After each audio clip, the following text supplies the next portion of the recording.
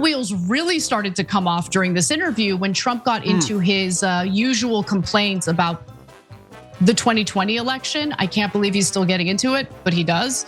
And then Trump also stated that California's elections are rigged. Now look, before I continue, I need to give you my spiel about California and how we conduct our elections. Here we go. The way we conduct our elections is a joke. It should not take weeks to figure out who won in our state and local elections, or even, when we do the count for the presidential elections. Like, dude, it takes 1 week, guys. The primary was last Tuesday. Here we are the next Tuesday. It takes 1 week, okay? Like, that's literally it. The ballots are postmarked on election day, and by 1 week later, you pretty much know who won. Like, give me a fucking break, dude. It's not weeks. It is literally 7 days, okay? 7 days, dude. Give me a fucking break, dude. You get an STD test and it takes 7 days, all right? Like, come on, bro. Or Anna, dude, she doesn't get STD tests, I guess.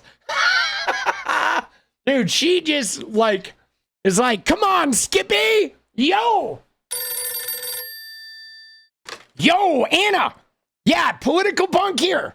Are you aware that it's been 7 days, right? That's not weeks. 7 days is 1 week, okay? Yeah. I know you're mad. I know you're probably going to run out and start screaming at your neighbors about Israel or something. Probably going to try to bomb them or something. I know you're pissed. You hate progressives. I know. You want Tucker Carlson to have every government position out there. Yeah, fuck you. All right? 1 week. 1 week, you idiot. Bye-bye. Because here's the thing. When it takes this long to tally the votes, 1 week. Can you really blame people for wondering if the election is rigged in some way? So I'm going to explain to you why it gives the appearance of rigging in just a moment. Do I think that there's evidence of rigging? I don't, but I do think that taking this long to tally the votes, I do think the way we carry out our mail-in ballots, and I'm not against mail-in ballots, but I think the way we count the mail-in ballots or the deadline for the mail-in ballots, how that delays the final results of the election is a problem. And so I actually do sympathize with people who are very upset, including Republicans across the country who are like, I don't know, is that mayoral race in California rigged? I do not believe it's rigged. Dude, there is no issue with a postmarked ballot and then a 7-day grace period. There's literally no issue. It must be postmarked by X date. It's not a huge deal. All right, we'll know the results in 1 week. What the fuck is the problem? Okay, that is not why we there's, election integrity questions. There's election integrity questions because this fucking guy, this turd, has lied about an election for 6 years, unchecked. Okay, this turd has flat out lied. Fox News got fined $787 million. Her little idol, Tucker Carlson, got fired because he has lied unchecked for 6 fucking years with all of his little cronies building this thing because no one has said, fuck you, show us your proof right now or we're going to call you a liar. You're a liar, Donald Trump. You are a liar. You have no proof. Interview over. Right? Kristen Welker finally 6 years into this thing gave the tiniest amount of pushback. So, no, Anna, it has nothing to do with 1 week, Anna. It has to do with the fact that the guy you thought was not a fascist, the guy you thought that didn't do Project 2025, come here, shit my pants, right? That guy has been just out there fucking running his mouth for years, Give me a break. Now, Trump states that California's state elections are rigged without any evidence. And for context, voting closed last Tuesday. And California is still working on counting the ballots, believe it or not. So the Los Angeles mayoral candidate, who you might be familiar with, Spencer Pratt, former reality star, he's the most right wing of the leading candidates. The others include incumbent mayoral candidate Karen Bass, who has been disastrous. And then the other challenger is Nithya Raman, a current city council member, who is even more disastrous than Karen Bass. Yeah, I said it. I live in her district. I'm not interested in hearing anyone from Brooklyn tell me she's amazing. She's not amazing. Dude, I like Nithya. I do. I like Nithya. She reminds me of the AOC of Los Angeles, dude. I do like her. Okay, under her leadership, the same corner in my neighborhood has seen endless drug overdose deaths. By the way, just for the record, you ready? It is not the state representative's job to police the fucking corner of your neighborhood, right? I mean, dude, when a homeless guy lost his mind and smashed out our windows on the corner in front of my house, I didn't go fucking call my state representative and be like, you need to get down here, buddy. There's like a lot of homeless guys in the neighborhood. Like, give me a fucking break, dude. You're talking about your rep. And not only that though, too, you ready? You ready for this, guys? I'm just not buying that Anna lives in a neighborhood where people are dying on the corner. I mean, we saw her yelling at her neighbors. Dude, there were like pink Art Deco looking condos and shit. Where does Anna live? Does she live in Woodland Hills or something? Right? Encino? She doesn't fucking live on, Hollywood and Crescent Heights. You know what I'm saying? She doesn't live on like down by MacArthur Park. Give me a fucking break. People are dying of drug overdoses on her corner. I don't know if that's adding up, guys. I don't know that that's adding up. I saw her yelling at her neighbors, and that neighborhood looked like Encino, Studio City, Canoga.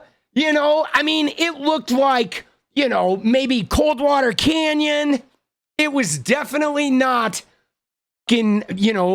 Hollywood and Vine, okay?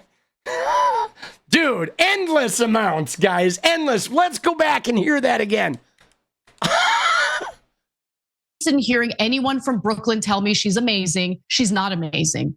Okay. Under her leadership, the same corner in my neighborhood has seen endless drug overdose deaths. Endless deaths.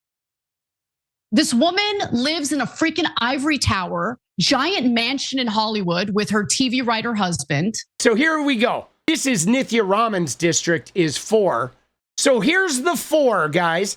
This is what I was looking for, okay? So LA 4 has the bottom of Toluca Lake and Studio City, right? The Hollywood Bowl and the hills around the Griffith Observatory and shit. Here's Glendale over here and Burbank's up here. So it's everything by Griffith Observatory and I guess Los Feliz. Okay, Upper Los Feliz, which is really like froofy condos and apartments. It is the north part of Hollywood and the Hollywood Bowl and the West Hollywood, but the hills, okay, the West Hollywood Hills. And then up here it extends all the way up the 405 through Sherman Oaks and a little bit of Encino here and into a little bit of Reseda, right? And so there's a decent chunk of Ventura Boulevard.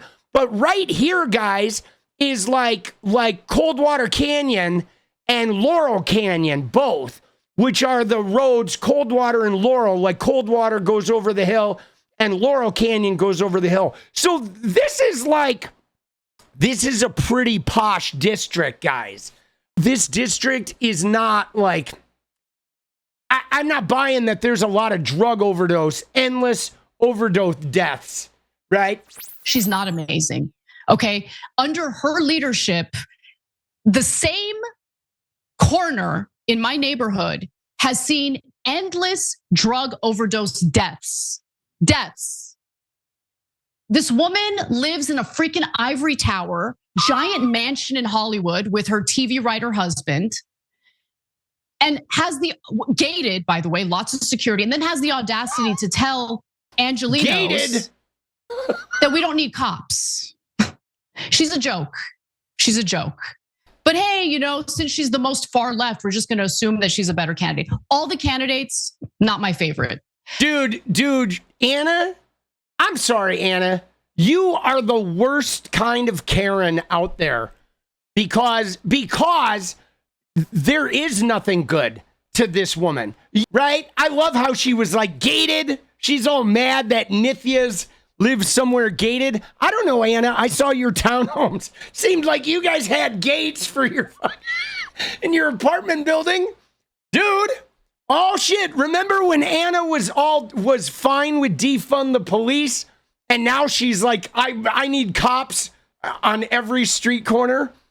What a fucking grifter this woman is. I would rather have Karen Bass reelected than have Nithya Raman. Whoa. Nithya Raman needs to go. That's my view of Nithya Raman. Total disaster. That's bold. Do not like Karen Bass. So this gives you a sense of how much I've loathed Nithya Raman's leadership here in the district she represents, the district I live in. Jesus, dude. It's almost like Nithya Raman is Gavin Newsom, bro. Oh my God, what about Newsom Raman 2028? That would be like the end of Anna Kasparian, dude. And if you're an Angelino living in Beverly Hills or West Hollywood and you're not a victim of her leadership, I'd like you to shut up. But anyway, let's keep going. Yikes, dude. She is like not loving it, boss, whatsoever.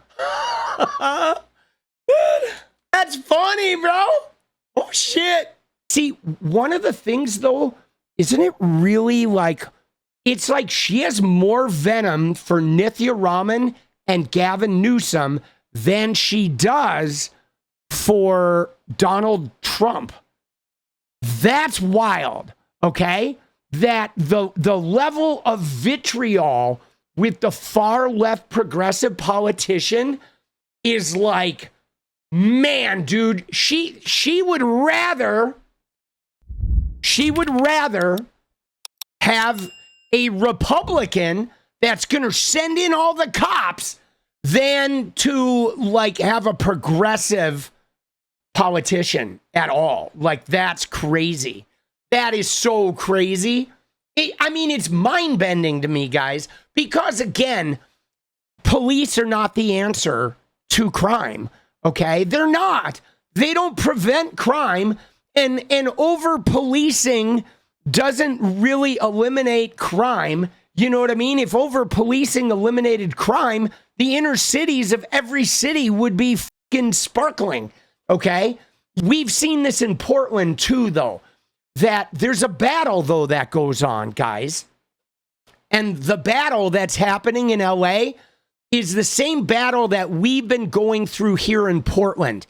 And it's not about the politicians, it's about the police, okay? Because what happens is when you try to reform the police, what the police do is they rat fuck you, okay? If you try to reform the police will just start radically underperforming on purpose, okay? Because they won't participate in reforming the police.